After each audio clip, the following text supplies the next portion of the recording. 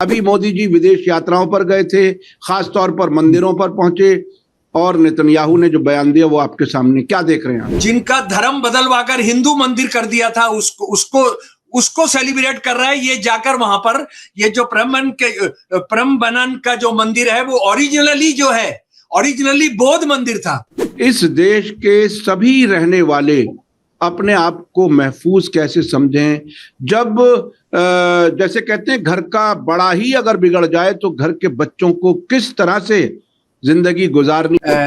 गठजोड़ है मोदी का और नेतन्याहू का, जिसमें एक और बड़ा बदमाश जो है उसको बाहर रखकर भी कह रहे हैं कि हम दोनों ही मिलकर दुनिया तबाह कर देंगे। हेलो, नमस्कार, आदाब। मैं हूं मोहम्मद अहमद काज़मी, लेकर आया हूं आपका पसंदीदा कार्यक्रम आपके रूबरू।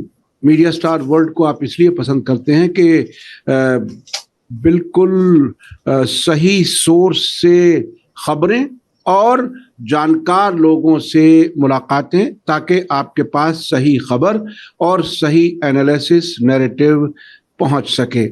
आप लोग दुनिया भर में मीडिया स्टार वर्ल्ड को काफ़ी पसंद करते हैं और अब हम बहुत जल्दी 1 मिलियन यानी 10 लाख सब्सक्राइबर तक पहुंचने वाले हैं। वो आप लोगों की वजह से ही मुमकिन हो सका है। आज हम एक बार फिर शमसुल इस्लाम साहब से बात कर रहे हैं, जो दिल्ली यूनिवर्सिटी में पॉलिटिकल साइंस के प्रोफेसर रह चुके हैं, जाने माने राइटर हैं और मजहब की बुनियाद पर नेशनलिज्म, चाहे वो आरएसएस हो, चाहे वो मुसलमानों का कोई इस किस्म का धड़ा हो, उसके वो सख्त खिलाफ रहे और उसके पीछे रीजंस हैं बाकायदा। इस वक्त जिन इश्यूज पर हमें बात करनी है वो बहुत ही सेंसिटिव हैं, बहुत ही अहम हैं। आगे बढ़ने से पहले मैं बता दूं कि कई लोग मुझसे कहते हैं इंटरनेशनल खबरें आप इतनी ज़्यादा क्यों करते हैं। मेरा समझना यह है कि इंटरनेशनल खबरों को अगर आप समझते हैं तो भारत के अंदर, देश के अंदर क्या कुछ हो रहा है उसे समझना और आसान हो जाता है। पिछले दिनों आपने नेतन्याहू का वो बयान जरूर देखा होगा, हमने भी आप तक पहुंचाया था कि अगर अमेरिका से समर्थन कमजोर है या होगा तो भारत यानी नरेंद्र मोदी उनके साथ खड़े हैं। अब ये देखना है, समझना है कि ये इजराइल और भारत दोनों सरकारें जो इस वक्त जिनके हाथ में हैं वो क्या कुछ कर रही हैं दुनिया भर में मुसलमानों के खिलाफ, क्या कुछ हो रहा है। और मोदी जी अभी हाल ही में विदेश यात्राओं पर थे, उसमें क्या कुछ हुआ है और आखिर मोदी और नेतन्याहू कनेक्शन क्या है, ये हम समझने की कोशिश करेंगे। और ऐसे वक्त में धर्म का इस्तेमाल हो रहा है अब भी, जबकि अयोध्या में चंदा चोरी करोड़ों, सैकड़ों करोड़, शायद उसकी कोई लिमिट बताना मुश्किल है, उतनी चोरी सामने आई है। आरएसएस के लोग उसमें शामिल हैं, उस पूरी बॉडी में जो मैनेजमेंट देखती थी, और उन बड़े लोगों पर अभी तक हाथ नहीं रखा जा रहा है। उधर हमारी अदालतों में भी कुछ ऐसा ही नजर आ रहा है। शमसुल इस्लाम साहब, वेलकम है आपका। मीडिया स्टार वर्ल्ड को आप वक्त दे देते हैं, उसके लिए बहुत बहुत शुक्रिया। क्या कुछ है, कैसे समझा जाए कि आखिर इस देश के सभी रहने वाले अपने आप को महफूज कैसे समझें जब जैसे कहते हैं घर का बड़ा ही अगर बिगड़ जाए तो घर के बच्चों को किस तरह से जिंदगी गुजारनी है। तकरीबन ऐसे हालात हैं। क्या देख रहे हैं आप? अभी मोदी जी विदेश यात्राओं पर गए थे, खास तौर पर मंदिरों पर पहुंचे और नेतन्याहू ने जो बयान दिया वो आपके सामने, क्या देख रहे हैं आप? नहीं, ये तो आपने जो अभी जिस बात को थोड़ा छुआ था कि अगर बैनुल अक़वामी अंतर्राष्ट्रीय नहीं जानेंगे तो देश को नहीं समझ सकते हैं, देश को नहीं जानेंगे तो अंतर्राष्ट्रीय नहीं समझ सकते हैं। बिल्कुल बिल्कुल। यानी अगर आपने ये जो क्रिमिनल गठजोड़ है मोदी का और नेतन्याहू का, जिसमें एक और बड़ा बदमाश जो है उसको बाहर रखकर भी कह रहे हैं कि हम दोनों ही मिलकर दुनिया तबाह कर देंगे, तो उससे साफ समझ में आ जाना चाहिए कि हम दोनों को अलग अलग करके नहीं रख सकते हैं। एक का तार जो है एक को समझना है तो दूसरे को समझना पड़ेगा। अच्छा, एक चीज आपने और जो अभी ध्यान खींचा था कि राम मंदिर का जो ट्रस्ट है, जो राम मंदिर जो बनाया गया, जिन लोगों ने उसको चला रहे थे, जिन्होंने खुली लूट की है, वो आरएसएस के ही लोग नहीं, सिर्फ आरएसएस के लोग ही थे उसमें। वो सुप्रीम कोर्ट ने घुटने टेक कर इनको, जिन्होंने गिराया था, जिनकी सुप्रीम कोर्ट ने जजमेंट में क्रिटिसिज्म, आलोचना भी की थी, तनकीद भी की थी, उनको ही बनाने के लिए कहा कि आप बनाइए।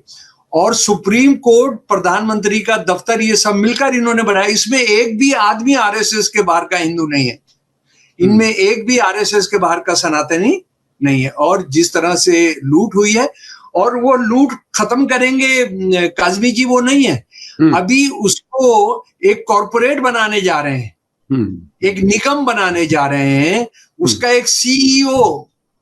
ये हमारे पास अभी सीईओ क्या होता है इस पर बात करने के लिए थोड़ा समय कम है। हाँ। तो सीईओ समझ लीजिए जो दुनिया की बड़े बड़ी कॉर्पोरेट्स हैं, मतलब जो कि कोई भी आप लीजिए, इनको कौन चलाता है? इनका चीफ एग्जीक्यूटिव ऑफिसर इनका चलाता है, वो मालिक होता है। वो या तो खुद जिसके सबसे ज्यादा शेयर होते हैं वो उसमें होता है, नहीं तो वो अपॉइंट करते हैं। और इनकी यानी 100 करोड़ रुपए महीने की तनख्वाह होती है इनकी। तो आप एक सीईओ बनाने जा रहे हैं। और जैसी कल आपसे मेरी बात हो रही थी, तो आपने एक बहुत अच्छी बात कही थी, कहा कि खरबों रुपए का धंधा हो रहा है तो सीईओ तो चाहिए ही, क्योंकि अब ये धार्मिक काम थोड़ी, अब राम मंदिर जो है, अयोध्या का जो राम मंदिर है, वो धर्म से लेना देना उसका थोड़ी है। जी। वो तो अब एक कॉर्पोरेट है जिसमें खरबों रुपए का, सैकड़ों करोड़ रुपए का धंधा होना है, तो उसको कहाँ खपाया जाएगा, कहाँ किया जाएगा, और उसका बड़ा इस्तेमाल यहाँ के जनतंत्र को तोड़ने के लिए होगा। देखिए, ये सवाल तो ये देश पूछ रहा है ना कि भाई वो जो पैसा चोरी किया गया है, ये किसी ने एक किलो सोना, 10 किलो चांदी या कुछ मकान खरीदने के लिए, क्या उसका हजारों करोड़ रुपया जो गया है वो कहाँ गया है? ये जो सारी पार्टियां टूटी हैं, जो सरकारें गिराई गई हैं, ये एमएलए जो खरीदे जा रहे हैं, ये जो बजरंग दल और विश्व हिंदू परिषद के जो आतंकी, जो रेपिस्ट, जो किलिंग स्क्वाड्स हैं, इनको खर्चा देने का काम, इनको इनके जुर्मों पर पर्दा डालने का काम, उसमें पैसा खर्च होता है। उसमें पैसा खर्च होता है। और इंडिया में रहकर नेतन्याहू के लिए सोशल मीडिया चलाना, उसमें भी करोड़ों रुपए चाहिए होते हैं। जैसे नेतन्याहू मोदी के लिए वहां बैठकर, उसके लोग जो है, ज़ायनिस्ट जो है, वो मोदी के लिए चलाते हैं। अभी तो यानी ये कम खर्चीला काम नहीं है। तो ये इस सब के लिए मंदिर सीधा का सीधा अपने अयोध्या वासियों के हवाले नहीं किया। मंदिर जो है चारों शंकराचार्यों के हवाले नहीं किया। जी, आप एक बहुत बड़ा अफसर कहीं से लेकर आ रहे हैं, जो मंदिरों का मैनेजमेंट कैसे होता है उस पर किताबें लिखते रहिए। और वो जो अपना बयान दे रहा है उस पर हम अभी आएंगे कि 500 साल के संघर्ष के बाद ये मंदिर बनाया है, और इसमें जो है उसको चलाने वाले भगवान राम में अब जो कंडीशन आई है, 10 साल आस्था होनी चाहिए, 11वें साल नहीं, 10 साल की या 20 साल की आस्था होनी चाहिए। तो वो सर्टिफिकेट कहां से मिलेगा? वो नेतन्याहू देगा। यानी जब आप अप्लाई करेंगे सीईओ के लिए, तो वो सर्टिफिकेट कहां से लेकर आएंगे वो अभी पता नहीं है। लेकिन जाहिर है कि उसको, जो वहां का माल है, उसको खाने के लिए कौन सबसे बेहतरीन तरीके से उसको छुपा सकता है, कौन उसको खुर्द-बुर्द करा सकता है, उसको लेकर हम करेंगे जी। तो इसको, और ये सिर्फ अयोध्या का मामला नहीं है। बद्रीनाथ के अंदर क्या हो रहा है?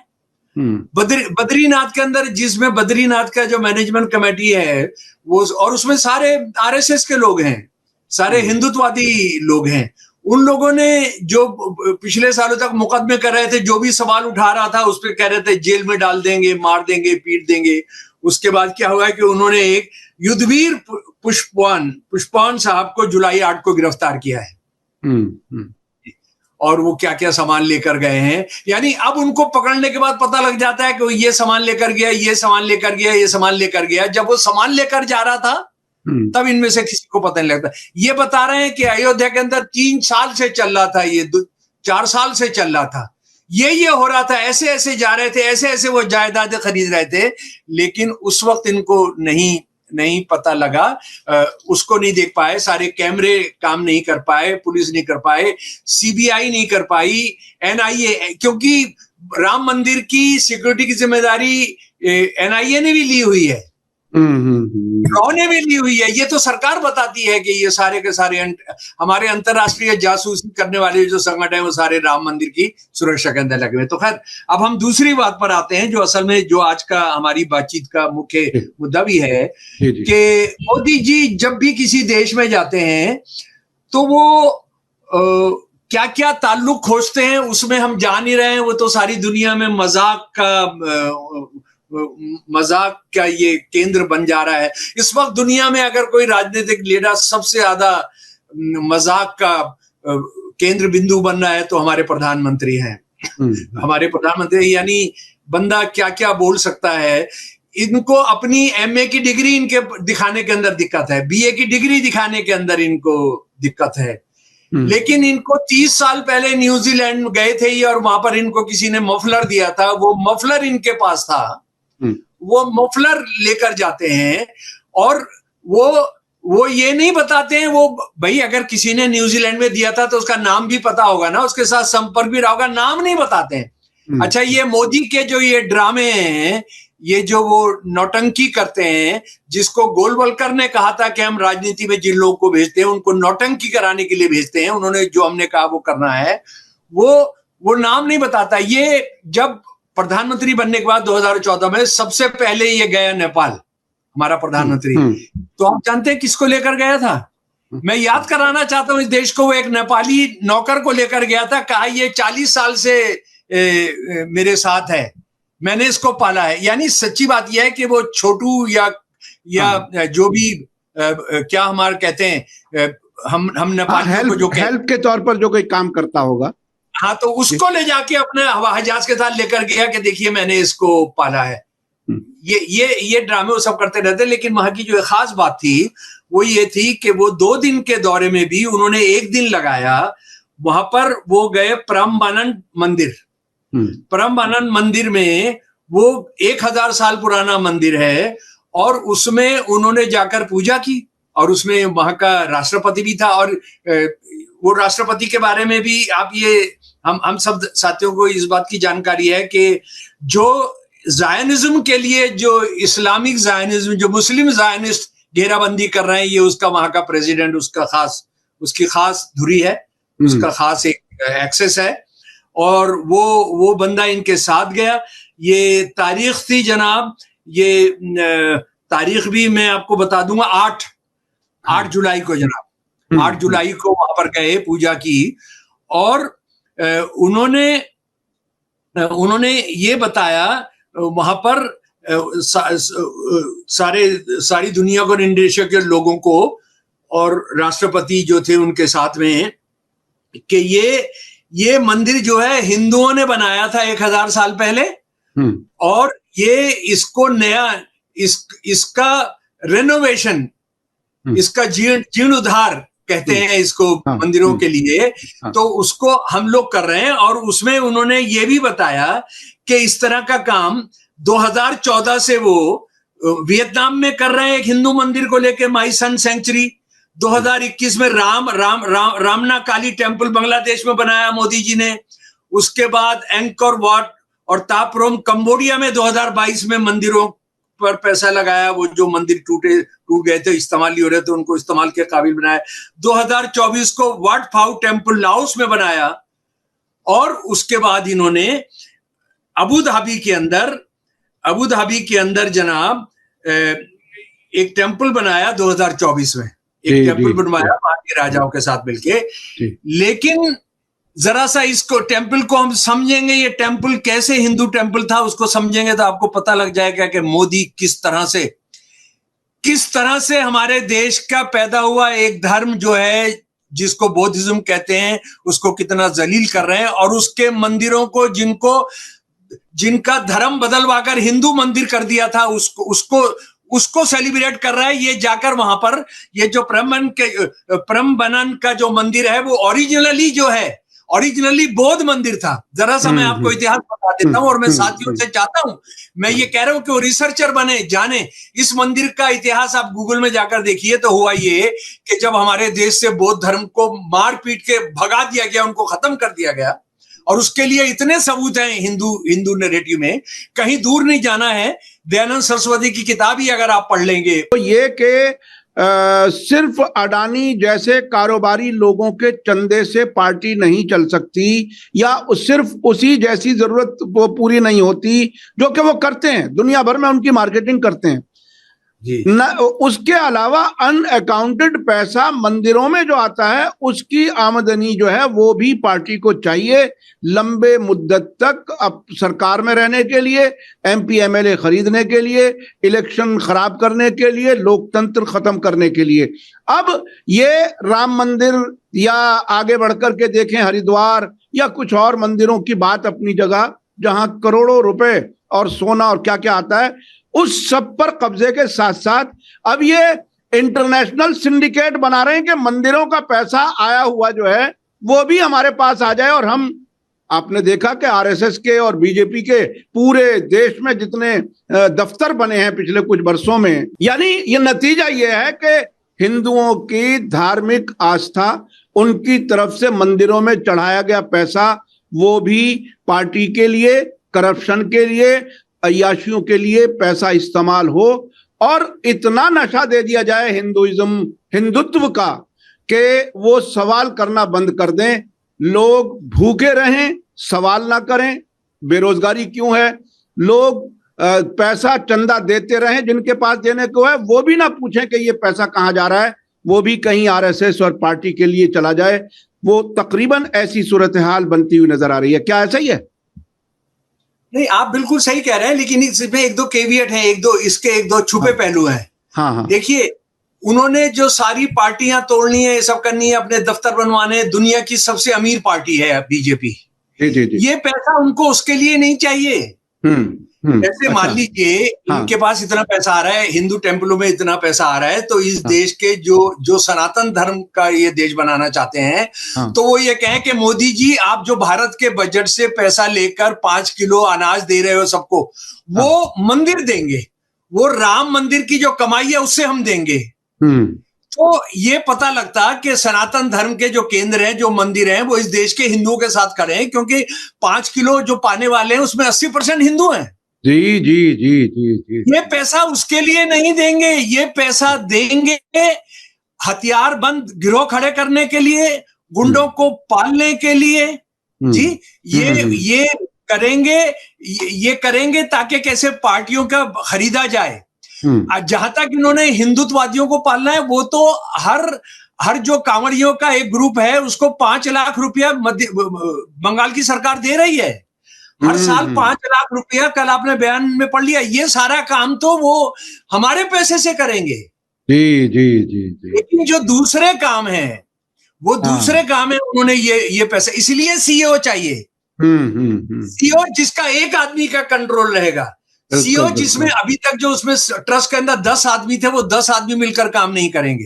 अच्छा, मैं जरा सा फिर वहीं पर परमानंद आ जाना। जी, वापस आए जी। परमानंद मंदिर में अगर मोदी इस देश से प्यार करते और हमारी जो बौद्ध और जैन हमारी जो परंपरा है हमारा उसको जानते, तो कहते कि भैया ये 1000 साल पहले जिस बौद्ध मंदिर को, जिस पूरे के पूरे बौद्ध मंदिर का जो ये 400 से ज्यादा मंदिर है वहां पर, बौद्ध मंदिर जो है, बौद्ध मंदिर को पकड़कर हमने हिंदू कर लिया था। हुआ ये था कि वो जो बौद्ध परिवार, बौद्ध फैमिली थी ना, वो हिंदू हो गई थी। ये जो वृतांत है कि वो हिंदू हो गई थी और उन्होंने सारे बौद्ध मंदिरों को हिंदू कर दिया। नहीं कर पाए, लेकिन ये जो एक बड़ा था उसको उन्होंने कर दिया। और उसके बारे में मैं आपको ये बताना चाहता हूं कि इस मंदिर के साथ ही, जिसको ये कह रहे हैं कि हिंदू मंदिर है, इसके साथ ही इससे बड़ा मंदिर है वहां पर जो अभी भी बौद्ध मंदिर है, उसका हिंदूकरण नहीं हो पाया। मोदी जी क्या कर रहे हैं कि जो गुंडागर्दी करके एक बौद्ध मंदिर को सनातन मंदिर कर दिया गया था, उसको सेलिब्रेट कर रहे हैं, उसके लिए पैसा खर्च कर रहे हैं। अगर मोदी इस देश को प्यार कर रहे होते तो ये क्या करते कि ये जो ओरिजिनल मंदिर था बौद्ध मंदिर, और अगर आप ये जानना चाहते हैं कि ये कोई पहली बार हुआ था, जी नहीं, पहली बार नहीं हुआ था। ये विवेकानंद हमको जो बता रहे हैं, जरा सा मैं आपके सामने रखना चाहता हूं। भारत के अंदर जो हमारा मंदिर है, जगन्नाथ मंदिर एक प्राचीन बौद्ध मंदिर है। हमने, विवेकानंद कह रहे हैं, हमने इसे और अन्य मंदिरों को अपने अधीन करके पुनः हिंदूकृत किया है। हमें अभी भी ऐसे कई काम करने हैं। और बंकिम चंद्र चटर्जी कह रहे हैं, बंकिम चंद्र चटर्जी कह रहे हैं जो रथ यात्रा होती है उसका सनातन या हिंदू धर्म से कोई संबंध नहीं है। इसमें जो तीन मूर्तियां जो निकाली जाती हैं उसमें 3 प्रतीक है, बुद्ध, धर्म और संघ।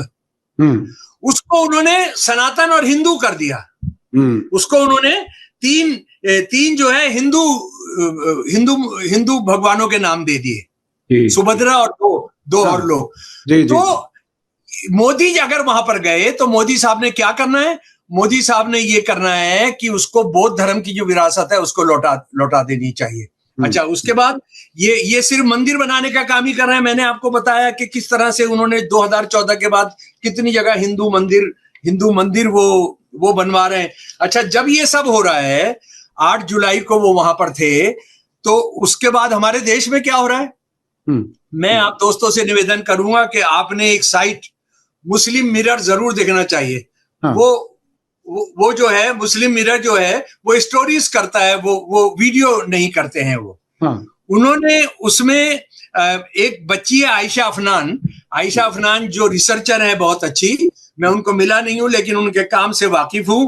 उन्होंने 20 जून से पहले 45 दिन 20 जून से पहले 45 दिन जो इस देश में मस्जिदें और दरगाहें ढाई गई हैं, बाकायदा टीवी पर उसको सेलिब्रेट किया गया है। उसका नाम मैं जल्दी से गिनवाता हूं आपको। हाँ जी जल्दी, बिल्कुल। हाँ। मंगोलपुरी दरगाह 6 मई दिल्ली, मदरसा दिल्ली में पीतमपुरा 21 मई, मस्जिद चौक फरीदाबाद हरियाणा जामा मस्जिद थी वहां की 29 मई 2026 को। बांद्रा ईस्ट, बंबई के बांद्रा ईस्ट में 30 मई को दो मस्जिद गिराई गई। 3 दरगाह और एक कब्रिस्तान 1 जून 2026 को गुजरात में ढाया गया। गोरेगांव की दरगाह महाराष्ट्र में 2 जून 2026 को जमींदोज की गई। अजगैब शहीद मॉस्क वाराणसी, बहुत 1000 साल पुरानी मस्जिद कहा जाता है, 2 जून 2026 को ढाई गई। बापूजी दरगाह पुणे 3-4 जून 2026 को।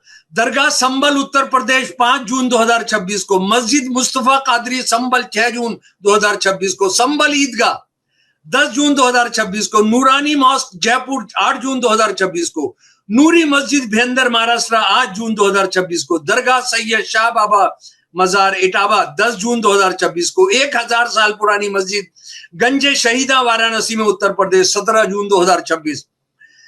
4 मस्जिदें इन बाड़मेर राजस्थान में 18 जून 2026 को।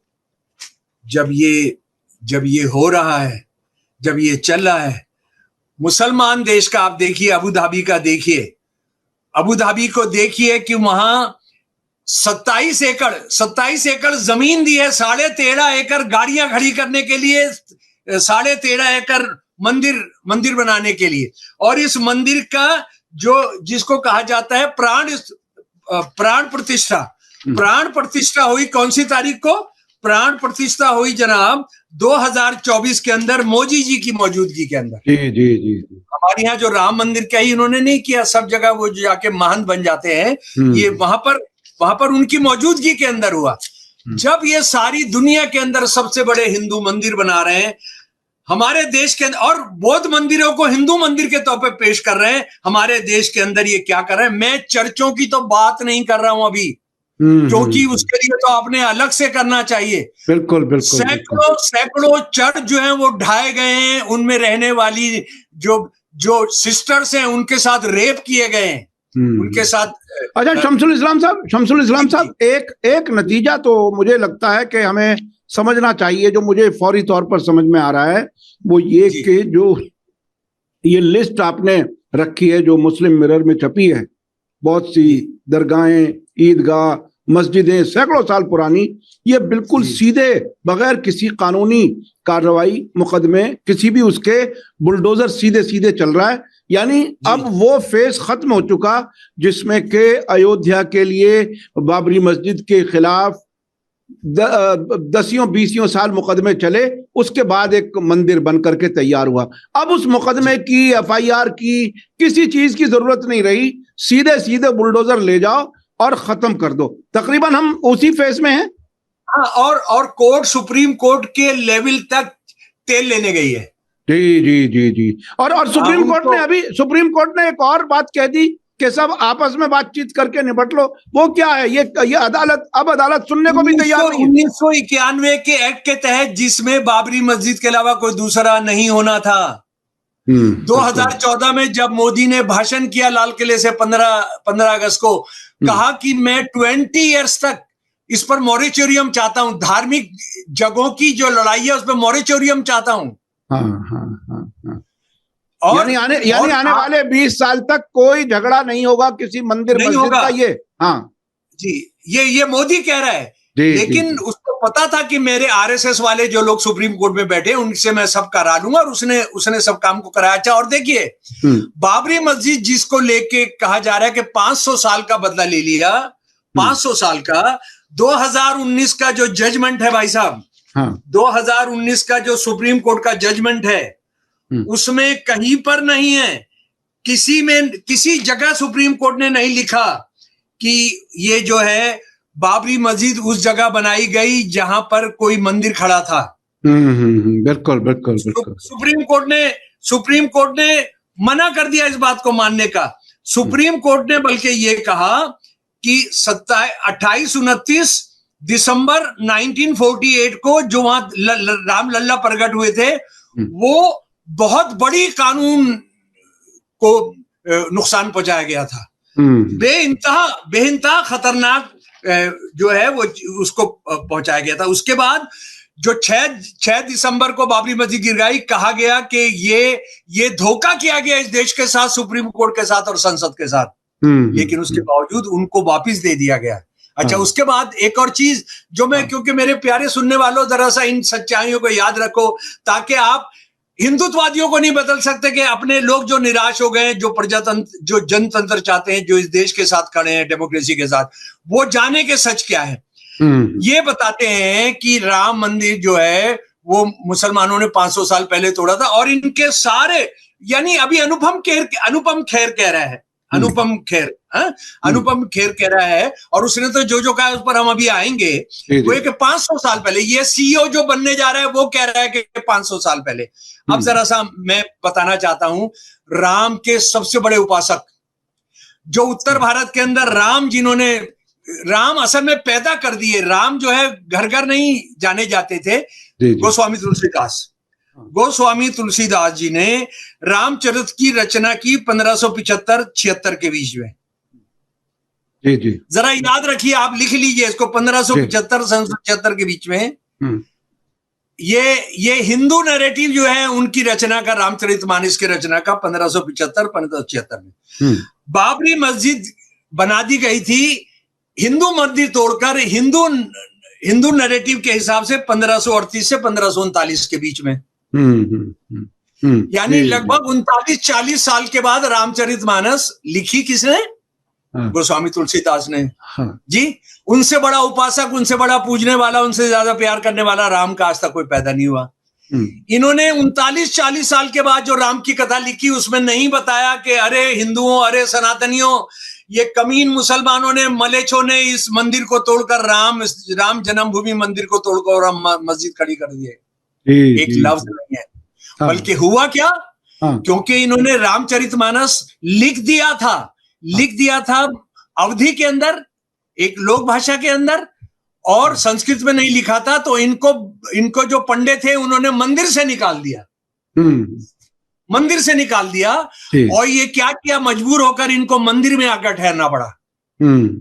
और उन्होंने कवितावली, मस्जिद में आकर के ठहरना पड़ा, मंदिर में नहीं। मैं आपको उनका कलाम सुना रहा हूँ। हाँ, कवितावली सुना रहा हूं आपको। जी बिल्कुल। धूत कहो, अवधूत कहो, रजपूत कहो, जुलाहा कहू की बेटी सो बेटा ना ब्याहे, कहू की जाति बिगाड़ ना सोऊ। ये कवितावली उनकी अलग से एक बिल्कुल अशार की किताब है। हाँ। तुलसी सरनाम गुलाम है राम को, जाको रचे सो कहे कुछ ओ, मांगी के खेबो, मस्जिद को सोईबो, लेबो के एको ना देबो के दो। मैंने किसी से अपनी बेटियां नहीं ब्यानी है कि किसी की दादागिरी मानूंगा।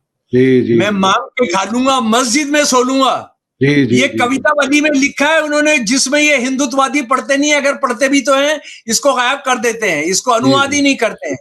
और मस्जिद को क्या कर देते हैं, धार्मिक स्थल, यानी जैसे वो किसी दूसरे मंदिर में जाकर यानी मस्जिद में रहते हुए रामचरितमानस लिखी गई, ये बहुत बड़ी बात है। इस बारे में कोई जिक्र नहीं करता, कोई बताना नहीं चाहता। और यही तो इस देश की खूबसूरती हमेशा दुनिया भर में जानी जाती रही है। इन लोगों से पहले हमेशा विदेशों में कहीं भी जाते थे तो नहीं भाई साहब, एक और बात है।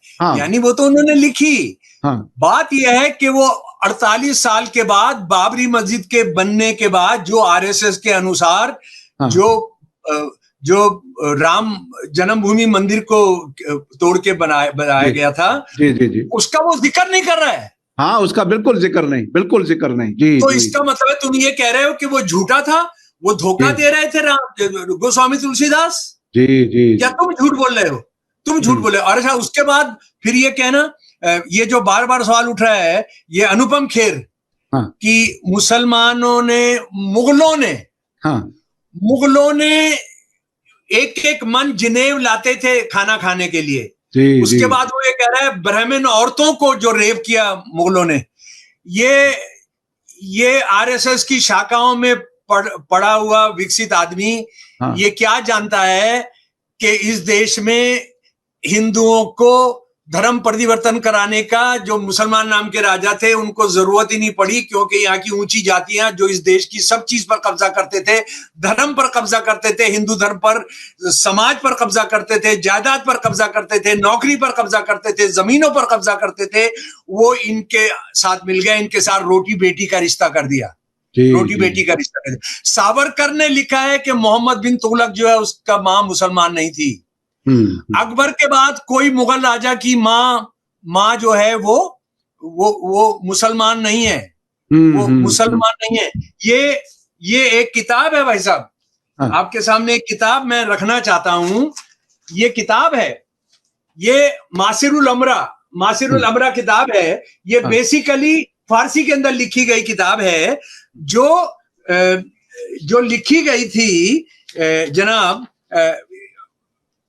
दो मुगल दरबार के लोगों का। और ये इसको लिखने वाले जो थे, दो बाप बेटे थे, उन्होंने ये अकबर के बाद में जो राजा आया उसके जमाने में इसको लिखा। और सारे मुगल जो कोर्ट के कागज थे, इसको सन 1931 में नागरी प्रचारणी सभा ने हिंदी में छापा। नागरी प्रचारणी सभा जो बाद में हिंदू महासभा का अड्डा बनी, और उसमें उन्होंने बताया कि 300 में से 150 जो हिंदू थे, हिंदू कमांडर थे, वो इसका जिक्र किया इसमें, उनकी वाहवाही करते हुए। आखिरी बात, औरंगजेब का जो राजा था, जो सबसे प्यारा उनका प्राइम मिनिस्टर था, उसका नाम था जनाब राजा कायस राजा थे। उसका नाम था भाई साहब, मैं बता दे रहा हूं दरअसल, राजा रघुनाथ बहादुर। उनके परिवार ने उनकी एक जीवनी लिखी है। लिखा है कि जब प्राइम मिनिस्टर थे, सबसे प्रिय प्राइम मिनिस्टर थे औरंगजेब के, तो उन्होंने देखा कि कोई भी मुगल सल्तनत के अंदर कोई भी कायस बिना नौकरी के नहीं रहे, और वो नहीं रहा। ये उनकी जीवनी के अंदर है जी। और जो ये अनुपम खेर जो कह रहा है कि मुसलमानों ने रेप किया, मैं इसको एक हिंदू इतिहासकार जदुनाथ सरकार, आप डालकर देखिए, वो ये कहेगा कि ये जो इतिहासकार है हिंदू इतिहासकार है। आरएसएस भी इसको हिंदू इतिहासकार कहते हैं। ये जब मराठे आए बंगाल पर, उन्होंने हमला किया। जब मुगल हुकूमत खत्म हो चुकी है, नेपाल में भी नवाबों का राज खत्म हो चुका है, तो इन्होंने हमला किया वहां पर। और वहां जाकर उन्होंने जो किया, मराठों ने, मैं उनका अंग्रेजी से हिंदी कर रहा हूं भाई साहब, मराठों ने सोना चांदी लूट लिया, बाकी सब कुछ त्याग दिया। कुछ लोगों के हाथ काट दिए, कुछ के नाक कान, और कुछ को तो उन्होंने सीधे मार डाला। वह सुंदर महिलाओं को घसीट कर ले गए और उनका बलात्कार करने के बाद ही उन्हें मुक्त किया। और जब ये जदुराव सरकार खूबसूरत लड़कियों की बात कर रहे हैं और ब्राह्मण लड़कियों की बात कर रहे हैं, वो फिर एक बर्दवान के राजा का जो प्राइम मिनिस्टर था, उसका नाम था वनेश्वर विद्यालंकर, उनकी गवाही पेश कर रहे हैं भाई साहब। उनकी गवाही जरा देखिए वो क्या कह रहे हैं। शाह राजू की सेना, ये शाह राजू जो था मराठा सरदार, वो आया था। शाह राजू की सेना दयाहीन, गर्भवती महिलाओं और शिशुओं, ब्राह्मणों और गरीबों की हत्या करने वाली, उग्र स्वभाव वाली, हर किसी की संपत्ति लूटने वाली और हर तरह के पाप कर्म करने में माहिर है। मैं इसको बताना चाहता हूं एक्टर को, महाभारत मुसलमानों ने नहीं की थी, सीता का अपहरण मुसलमानों ने नहीं किया था। जी जी जी जी जी बिल्कुल। अच्छा शमसुल इस्लाम साहब, हमारे पास वक्त खत्म हो रहा है। आखिर में 1-1.5 मिनट में थोड़ा सा ये बताइए कि उम्मीद क्या है, कैसे इस तमाम साजिशों से, नफरत के इस जाल से कैसे बचा जा सकता है, लोगों को मशवरा क्या है? अगर 1-1.5 मिनट में आप बता दें तो मैं समझता हूँ लोगों को। इस देश के जो 80% है वो विद्रोह करेंगे। इनका, मैं कब से कहता हूं, इनका असली निशाना इस देश के मेहनत कश है और 80% मेहनत कश हिंदू है। उनकी रोटी रोजी पर, आपने कल परसों बहुत खतरनाक रिपोर्ट्स आ रही हैं, LIC के पिछले 8 साल के अंदर सरेंडर करने वाली पॉलिसीज लगभग 83% हो गई हैं। मैच्योरिटी के बाद लेने वाली जो संख्या वो घटकर 25-26% हो गई है। बिल्कुल बिल्कुल बिल्कुल। लोगों ने जो सोना गिरवी रखा था, पैसे वसूले थे, उसको वापस लेने की स्थिति नहीं है। घर का खर्चा नहीं चल रहा, अपनी बेटियों को बेच रहे हैं लोग। रिपोर्ट आई है कि एक गिरोह है जो पूरा का पूरा, जो बच्चे पैदा हो रहे हैं गरीबों के अस्पतालों में, उनको वहीं पर खरीद ले रहे हैं 10,000 रुपए, 20,000 रुपए, 30,000 रुपए के अंदर। इतनी बुरी हालत, तो इतनी क्या बुरी इस देश के हिंदू, इस देश का बहुमत बर्दाश्त करेगा ये सब?